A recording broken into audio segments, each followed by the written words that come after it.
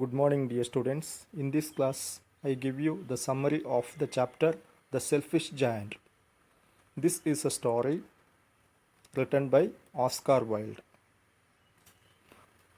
This is a story about a giant who disliked anyone playing in his garden. The story tells us about the giant's transformation from being selfish to kind and how he earned himself a place in paradise. Okay, dear students, I tell you the summary. Please listen and understand the story.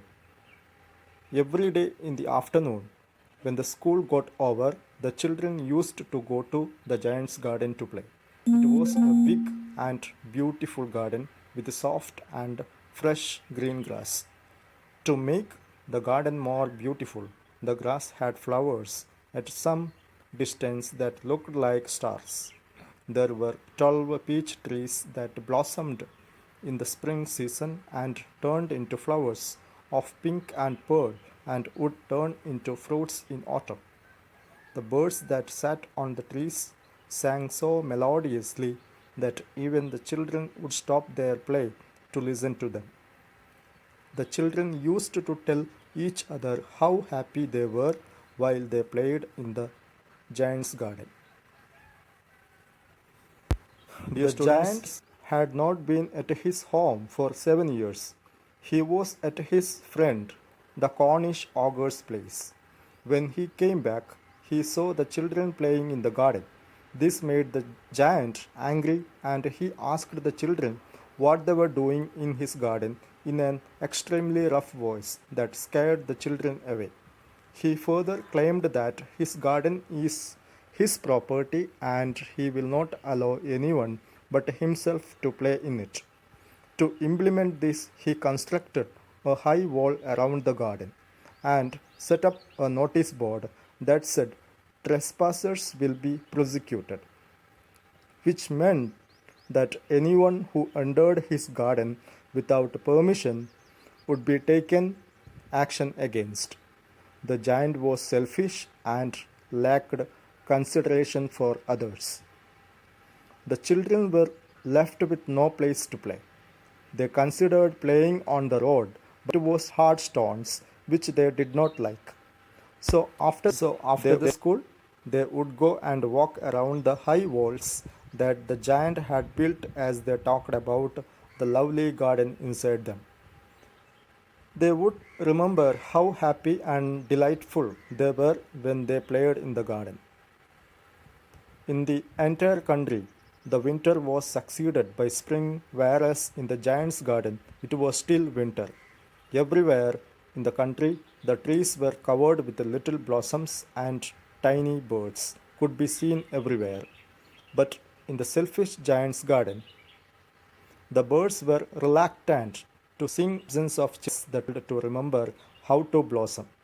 However, one flower grew his head out of the grass, but upon seeing the notice board that the giant had put, the flower felt bad for children and went back into the ground to sleep.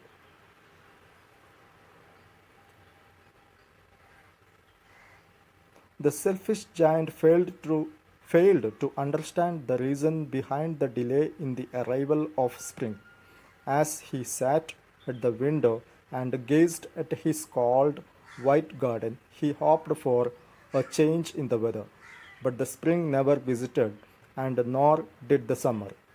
In other gardens, autumn granted golden fruits all over, but did not give any to the giant's garden because she felt he was too selfish.